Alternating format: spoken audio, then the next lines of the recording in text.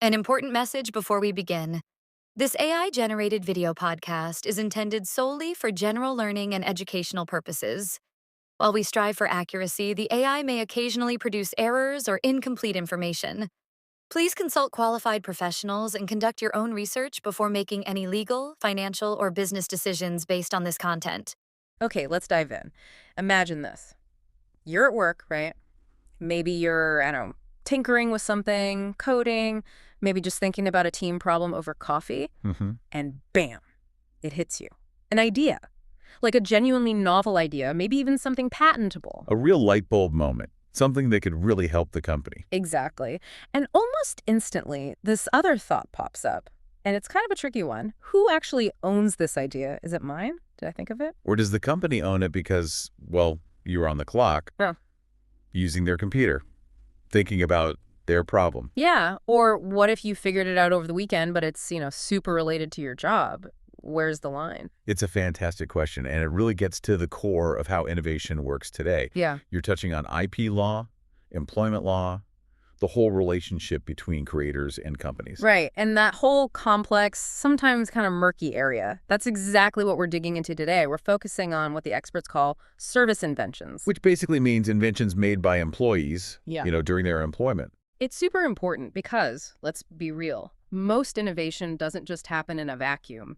It happens inside companies, driven by the people working there. And we're using a really insightful article as our guide here. It looks at how different countries handle this, legally speaking, and zooms in on what it all means for India, which is obviously a huge and growing innovation player. Yeah. So our mission for this deep dive is to kind of cut through that legal jargon. We want to pull out the key takeaways, understand the different ways countries approach this because they're really different. Then figure out what the source says about India's current setup and what lessons maybe India could learn from how others do it, all in plain English, hopefully. It's really about understanding the different philosophies, the policy choices countries make when they try to balance the inventor's rights against the company's investment and context. Totally. So, as we go through this, think about what it means for you. Maybe you're an employee inventing stuff. Maybe you're an employer trying to foster innovation. Or maybe you're just curious how the law tries to keep up with bright ideas. We're going to unpack it together. Sounds good. So maybe let's start with the basics. Like, what exactly is a service invention according to this source? Good call. Let's get the definition clear. The article basically says service inventions are inventions made by employees. And here's the key part. In the course of their employment or while using their employer's resources. So there has to be that link to the job itself, or the tools, the time, the info the company provides. Exactly. It's not just any invention an employee has. And the source points out that most legal systems that tackle this try to sort employee inventions into different buckets, different categories, usually three main ones. Right, because how you categorize it often determines who owns it and what happens next. Okay, let's break down these categories then, because this distinction is, fundamental. First up, the article calls them service or employee inventions. Pure and simple. Yeah, these are the ones most directly linked to your job. They happen because of the duties you were actually assigned. Like if you're hired as an R&D engineer to invent, well, new circuits. Then the circuits you invent are service inventions. Makes sense. Or even if inventing that specific thing wasn't your explicit task, maybe you used company labs, special equipment, confidential data, or even just a significant amount of work time to create it. Ah, okay. So there's a really strong connection. The job, the resources, they directly led to the invention. And for these, the source says the usual outcome is Usually owned by the employer. The thinking is, the employer took the risk, paid the salary, provided the stuff, all with the expectation that relevant inventions coming out of that would belong to the company. They invested, so they get the primary claim on the direct results of that investment. Okay, that seems fairly logical for that category. It's the standard model in many places for that core type of invention. But then there's the second category the source mentions, dependent inventions. This sounds trickier. It definitely can be. Dependent inventions are, well, they're related to your job or your field of work. You might even use knowledge you gained at work. But crucially, making that specific invention wasn't part of your assigned duties at that moment. And maybe the use of company resources was less direct, maybe sort of incidental compared to a clear-cut service invention. Okay, give me an example. Like maybe I'm a software dev working on project A, but kind of on the side, I get an idea for a new internal tool that could help everyone using my general coding skills, but nobody asked me to build it and it wasn't funded. That's a perfect example. It stems from your work context, but isn't a direct assignment. And the big issue here, as the source really highlights, is that ownership might be ambiguous. It's often stuck in this gray area. Between clearly belonging to the employer, like a service invention, and clearly belonging to the employee, like something totally unrelated they did at home. Exactly. Is it dependent enough on the job for the employer to have rights, or independent enough to be solely the employee's? That ambiguity, I can see how that leads straight to arguments, right? If there aren't super clear rules. Absolutely. It often boils down to the specific facts, what the contract says, and importantly, the legal rules in that specific country or state. It's prime territory for disputes. Which brings us nicely to the third category, independent inventions. These sound more straightforward. Generally, yes. According to the source, these are inventions made entirely outside the scope of your job, and crucially, without using any employer resources. Yeah. Zero company time, no company gear, no secret company info. And it's not really related to what you were hired to invent or maybe even the company's main line of business. Right. So the classic example, you work as, say, a financial analyst during the week, but on weekends in your garage using your own tools, you invent a revolutionary new kind of can opener. Totally unrelated. Okay. That would almost certainly be an independent invention. And for these, the source says the ownership is also clear, typically owned by the employee. The company usually has no claim at all. Okay, so we've got service, usually employer, dependent, ambiguous, and independent, usually employee. That helps map it out. And the article also flags that how these are treated really varies because it's a mix of actual laws, individual contracts, and court decisions interpreting everything. Statutes, contracts, case law. And that mix, that variation, is exactly why looking internationally is so revealing. It shows the different paths countries have chosen. Agreed. Let's pivot then and look at some of the big players the article mentions. It's pretty wild how different their philosophies are. It really is. Let's kick off with Germany. Yeah. They often come up first in these discussions because their system is quite distinct. Right. Germany actually has a specific law for this, doesn't it? The source mentions the German Act on Employee Inventions. I think they call it the Arbnerf-G. That's the one. Yeah, the Arbnerf-G. What's notable is having a law just for this purpose. It's not buried in patent law or left purely to contracts. It's dedicated. This sounds like it would create a lot of clarity. It aims to. The source lays out the key elements. First, employees there have a legal duty to report any potential service invention to their employer. Promptly. No hiding it. Mandatory reporting. Okay, that's a big deal for transparency. Stops employees maybe quietly patenting something the company might have a claim on. Exactly. Then, once the employer gets notified, they have a set time limit. The source says 4 months to look at it and decide. Do we claim ownership or not? And if they don't claim it within 4 months, or if they say no thanks, Then the rights stay with the employee. They're free to do what they want with it. But if the employer does claim it, then what? This is the crucial part, right? this is key. If the employer claims the invention, the employee inventor has a legal right to fair compensation. Not just if they negotiated it well in their contract, but it's baked into the law. Baked right in. The law even gives guidelines on how to figure out what's fair, often based on the invention's economic value or what a license might be worth. Wow. So that focus on mandatory reporting for transparency plus guaranteed fair pay for the inventor, the source sees that as a major strength. Yeah, it creates a predictable system. Employees are encouraged to report ideas, knowing they'll get compensated if the company uses them. Employers get a clear process to secure rights, but they know they have to pay fairly. It balances things. Okay, now let's jump across the pond. The United States. The article paints a very different picture there. Very different, starting right at the legal foundation. The source points out that U.S. patent law is basically silent on employee inventions, Yeah. unlike Germany's dedicated act. Silent. So no specific federal law laying out the rules? Largely no. Instead, in the U.S., it's mostly governed by contract law, what's in your employment agreement, and some common law principles developed by courts over time. So the contract you sign when you get hired is absolutely critical. Hugely critical. And almost every tech company, frankly most companies employing knowledge workers, will have clauses in there saying you agree to assign invention rights to the employer. So the contract usually overrides everything else. Often, yes.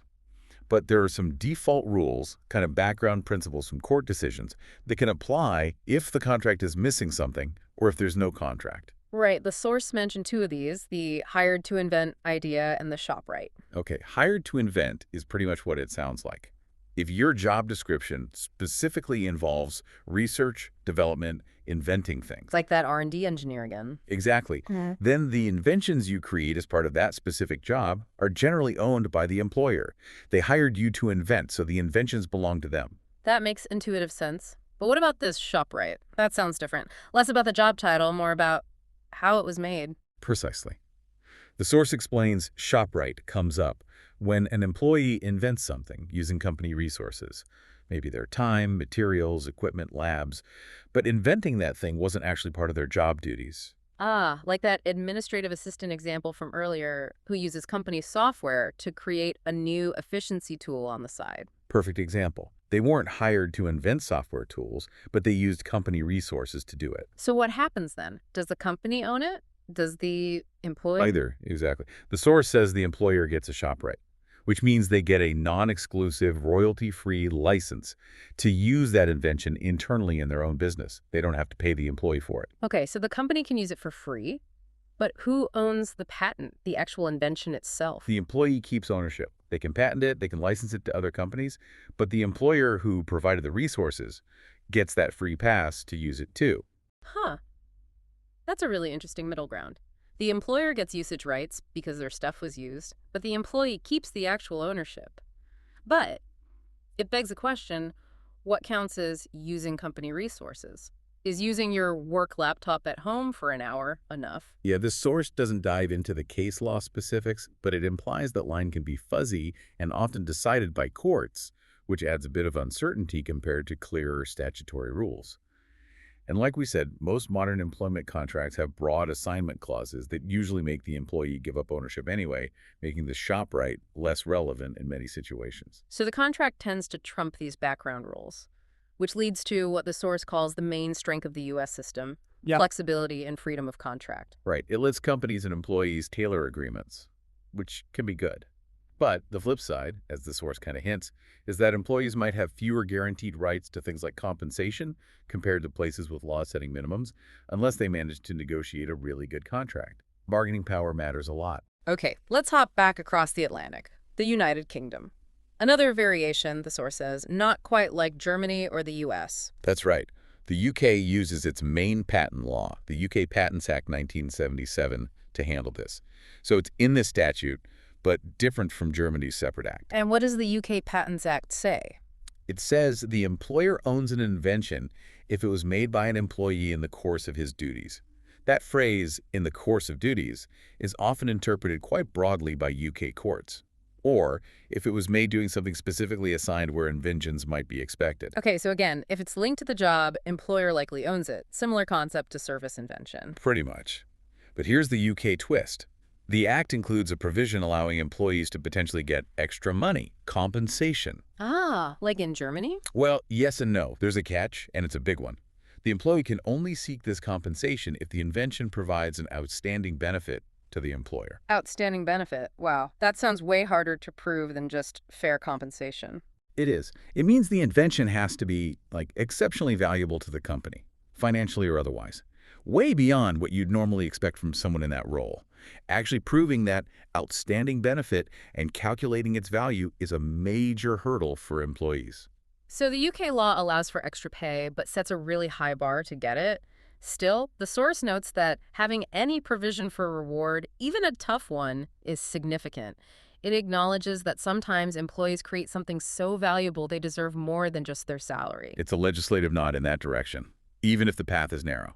Okay, interesting. Let's shift continents now. Asia. The article talks about Japan. Ah, yes, Japan. Their approach under the Japanese Patents Act is really quite unique, according to the source. It starts from a place that sounds very pro-employee. How so? Legally, the initial right to the invention, the right to apply for the patent, actually belongs to the employee who invented it. The employee owns it first. That's different. It is the starting point. However, the source immediately adds the next crucial step. This initial ownership comes with a legal obligation, for the employee to transfer that right to the employer, assuming it qualifies as a service invention made under relevant circumstances. Okay, wait. So employee owns it, but then has to give it to the employer. What's the point of owning it first then? It seems designed to first acknowledge the individual creator's contribution legally. But then, yes, there's a mandatory transfer to ensure the company that provided the job and resources actually gets the rights needed to use and commercialize the invention. Okay, acknowledges the inventor, then secures it for the company. Makes sense. What about money? That's the other critical piece. Hand in hand with that mandatory transfer comes a mandatory right to fair compensation. The law in Japan was apparently updated to really strengthen this, moving from just reasonable pay to fair pay, and even providing guidelines on how to calculate it. Guidelines. Like what? Things like considering the profit the employer makes from it, how much the employee actually contributed, how the company treats other inventors, factors like that. So Japan tries to strike this careful balance. Initial employee ownership acknowledges the creator, mandatory transfer gives the company the rights, and mandatory fair compensation ensures the inventor gets paid for it. The source calls it a balanced approach focused on fairness. Yeah, it tries to avoid automatic employer ownership with no pay, while still letting companies secure the IP they invest in developing. Interesting. What about China? Huge innovation happening there. How do they handle it? China's approach, based on the Chinese patent law as described in the source, is a bit more direct for inventions classified as service inventions. Let me guess, the employer owns it. You got it. The employer owns the patent right directly from the get-go. Clear and simple employer ownership. Yep. But similar to some others, the employee inventor is legally entitled to reasonable remuneration, so they have to be paid something. How does that usually work? Is it a set amount? The source suggests it often involves a reward payment when the patent is granted, and maybe a share of the profits if the invention is used, but the exact details can vary based on company policies and local regulations within the legal framework. Okay, so employer owns it, but employee gets paid. The source notes China has a rapidly evolving framework to support innovation. Does clear employer ownership help with that? How? Well, the source doesn't spell out the direct cause and effect, but you could argue that clear employer ownership gives companies more certainty. They know the IP their employees create belongs to them, which might encourage them to invest more confidently in big R&D teams and projects, knowing they control the output. It simplifies commercialization. Makes sense from a corporate investment perspective. Okay, one more from the article's list, South Korea. Right, South Korea. They operate under the Korean Invention Promotion Act. The force highlights them particularly for being strong on two fronts: inventor compensation and handling disputes. Okay, strong compensation, like mandatory fair pay. Yes. The source mentions mandatory compensation schemes. So, like Germany and Japan, there's a legal requirement for employers to pay employees for service inventions they take over. And the dispute resolution part, what's special there? This is maybe even more distinctive. The source points to detailed statutory dispute resolution mechanisms. The law itself sets out clear procedures and even specialized bodies or committees just for sorting out disagreements about invention ownership, how much compensation is fair, and related issues. Wow, so instead of just going to regular court, there are specific channels set up just for these kinds of fights. That seems to be the implication. Having those clear, specialized pathways is incredibly valuable. It probably makes things faster, less costly than general litigation, and involves people with expertise in this specific area. Yeah, that sounds like it would reduce uncertainty and give people confidence the rules can actually be enforced fairly. Absolutely. The source sums up South Korea's system as having a pro-employee stance with strong statutory backing. It emphasizes not just the right to get paid, but the practical ways to make sure it happens through these dispute processes. Man. Okay, let's recap that world tour quickly. Germany, dedicated law, mandatory reporting, fair pay guaranteed. U.S. relies on contracts, common law like hired to invent and shop right. Lots of flexibility, but maybe less guarantee protection. U.K. employer owns it, but compensation only if it's an outstanding benefit. High bar. Japan, employee owns first, mandatory transfer, mandatory fair pay. China, employer owns it directly, employee gets reasonable pay. South Korea, mandatory pay plus detailed ways to resolve disputes built into the law. Quite the spectrum, isn't it? Different countries clearly prioritize different things: company certainty, inventor fairness, transparency, balancing acts. Definitely. So now let's bring it all back home. The Indian legal framework.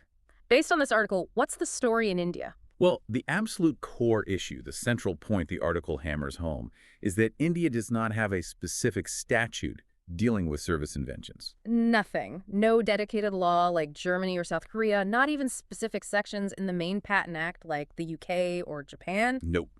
That's the big gap the article identifies. And because there's no specific law providing guidance, the source explains that how employee inventions are handled in India falls back on a mix of other existing legal tools. Okay, so in the absence of a specific law, what does govern it? Well, first there's the main patent law, the Indian Patents Act, 1970. But the source is very clear. While this law covers patents generally, it doesn't explicitly address the specific situation of inventions made by employees in their jobs. It doesn't lay out rules for that employee dynamic regarding inventions. So the main patent law just doesn't cover this specific issue. That leaves a pretty big hole. It does. And filling that hole, in practice, are employment contracts. The source emphasizes that these contracts very often include clauses assigning invention rights to the employer. Much like the U.S., this becomes the main way ownership gets decided in India. So it comes down to what you signed when you took the job. Largely, yes. Companies typically put in broad clauses saying anything you invent related to the business during your employment belongs to them. Which means the rights depend heavily on that negotiation, or lack thereof, between the employee and the company usually has more power there. That's often the reality. And the third piece the source mentions is common law principles, which get applied and shaped through court decisions or judicial precedents. So when there is a dispute that goes to court, judges have to look at past rulings, sometimes Indian ones, sometimes even cases from the UK or US, other common law places to figure out how to interpret the contract and apply general legal ideas. Ah, that explains why the article might mention foreign cases. They're trying to find guidance because India's own law is silent on the specifics. Exactly. It shows the system is kind of developing reactively through court cases, not proactively through clear legislation. And this approach, relying on contracts and court interpretations because there's no dedicated law, the source says it has real consequences. What are the main problems? Well, the first big one is just a fragmented approach. It creates legal uncertainty for everyone involved, employers and employees alike. There's no single clear rule book. You have to look at the specific contract, general patent law, scattered court cases. It's messy. Fragmentation equals uncertainty. Got it. Yeah. And that uncertainty gets worse because of the absence of clear statutory guidance on really practical things. For instance, the source points out there's no legal requirement for employees to report inventions to their employers, unlike in Germany. Really? So technically, an employee could invent something relevant and just, not tell the company unless their contract specifically says they have to. Legally speaking, without a statutory duty, yes, unless the contract covers it. And contracts often do, but it's not a baseline legal rule. Similarly, there are no clear compensation standards in the law.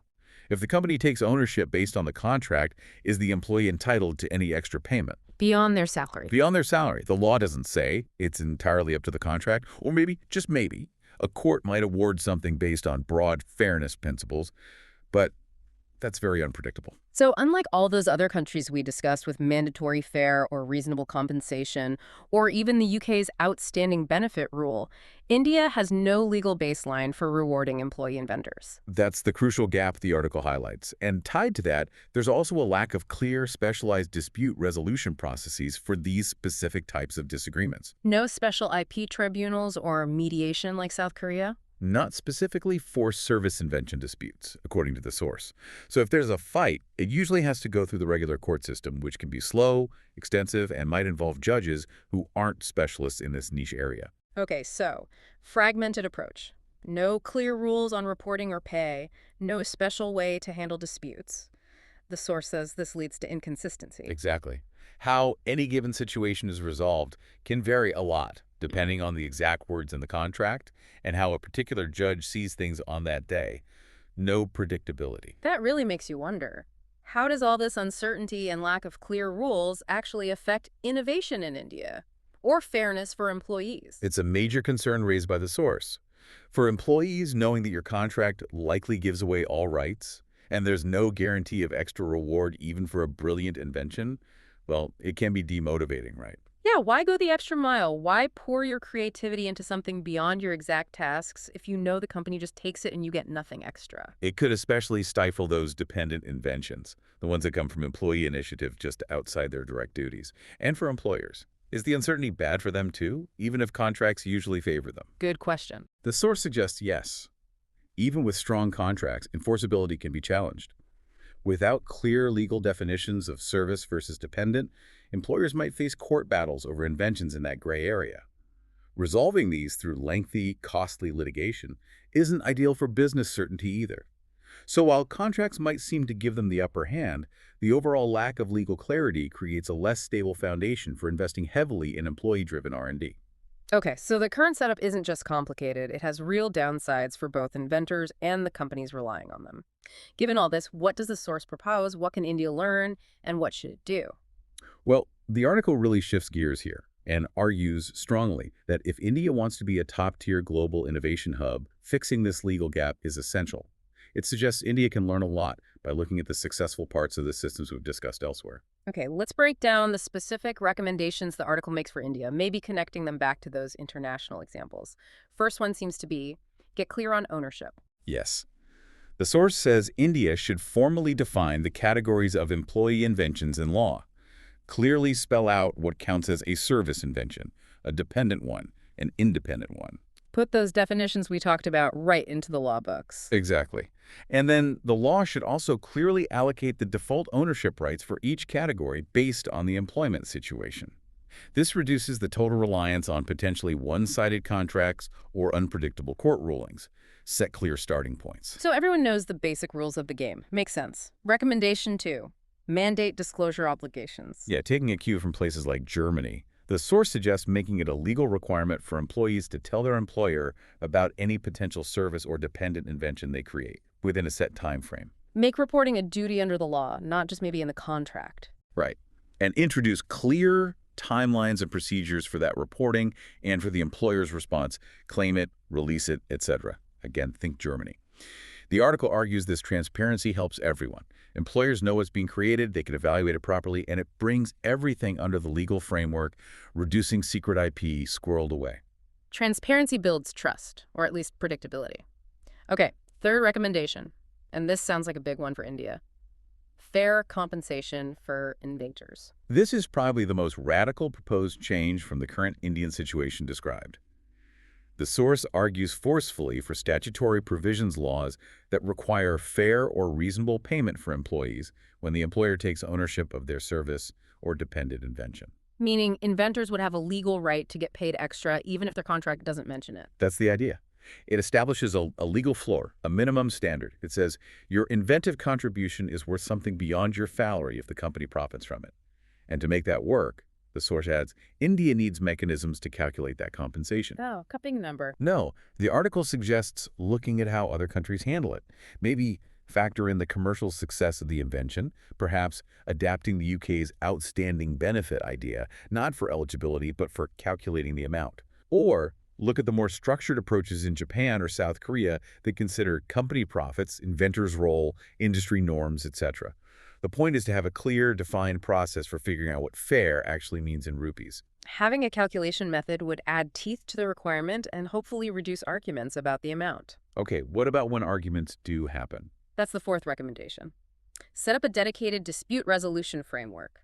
The source suggests specialized bodies, maybe dedicated IP tribunals, arbitration panels, or mediation channels specifically for service invention disagreements. Experts dealing with these specific issues, not just general courts. Exactly. People who understand both IP and employment law. The article points to South Korea's detailed mechanisms as a model. The goal is faster, cheaper, more expert resolution than standard litigation. A good dispute system makes the whole framework more credible and usable for everyone. Definitely sounds like an improvement. Fifth recommendation is about encouraging innovation through incentives, going beyond just the legal minimums. Right. This is about fostering a positive innovation culture.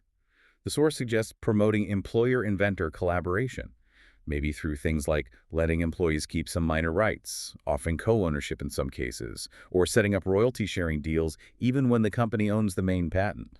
Give the employee a real stake in the success. Exactly. Create shared incentives. The source also floats the idea of tax incentives for companies that are particularly generous in rewarding their employee inventors.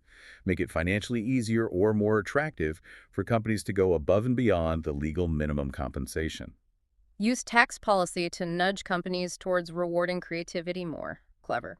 Okay, and the final, big overarching recommendation that pulls it all together. It's the missing piece. statutory codification needed. The source basically concludes that India needs to bite the bullet and either enact a brand new, dedicated law just for employee inventions or make major comprehensive amendments to the existing Patents Act to cover all these issues explicitly. Put it all down in black and white in one clear law. Precisely. The source says this law needs to do everything we just discussed, define the invention types, set out clear rights and duties for both sides, mandate fair compensation with calculation methods, and establish clear procedures for disclosure, claiming rights, and resolving disputes. That would be a huge shift from relying on varied contracts and court cases to having clear, consistent legal rules for everyone. That's the core argument for predictability and fairness. It's about building that solid legal foundation that actually supports and encourages innovation, which really comes down to human creativity happening within companies. So stepping back from this deep dive, we started with that simple question. You have an idea at work, who owns it? That led us into service inventions, the different types. Then we toured the world, didn't we? Germany's specific law, U.S. contracts, U.K.'s high bar for pay, Japan's unique ownership dance, China's direct approach, South Korea's focus on pay and disputes, a whole range of legal answers. And then we landed in India, where the source identifies this major gap, no specific law, leading to reliance on contracts, case law, and the resulting uncertainty and inconsistency, which isn't ideal for inventors or employers. And finally, we laid out the source's roadmap for India. Learn from others, define things clearly, mandate disclosure, guarantee fair pay with clear calculations, create better dispute resolution, use incentives, and wrap it all up in a proper, dedicated statute. Yeah, the fundamental argument we've unpacked from the article is that for India to really hit its stride as an innovation powerhouse, it needs a modern, fair, and clear legal system for handling these employee inventions. One that protects inventors and gives certainty to employers, fueling creativity and investment. It's really about deliberately designing a system that aligns everyone's interests, the individual creator, the investing organization, rather than just defaulting to the power dynamics of contract negotiations. It definitely leaves you with something to chew on, doesn't it? You know, if human creativity really is the most valuable asset in today's economy, how should society structure its laws to best balance the person having the idea with the organization providing the environment for it? Is there one single best way among all those models we looked at? Or does the right answer depend entirely on a country's own goals, its culture, its economic situation? It's complex, constantly evolving, and affects innovation every single day, everywhere. Understanding these different legal choices really sheds light on the challenges. Absolutely. It's a critical piece of the puzzle in fostering genuine progress and creativity in the workplace. Definitely something to think about next time you have that aha moment at your desk. Or maybe even in the shower thinking about work.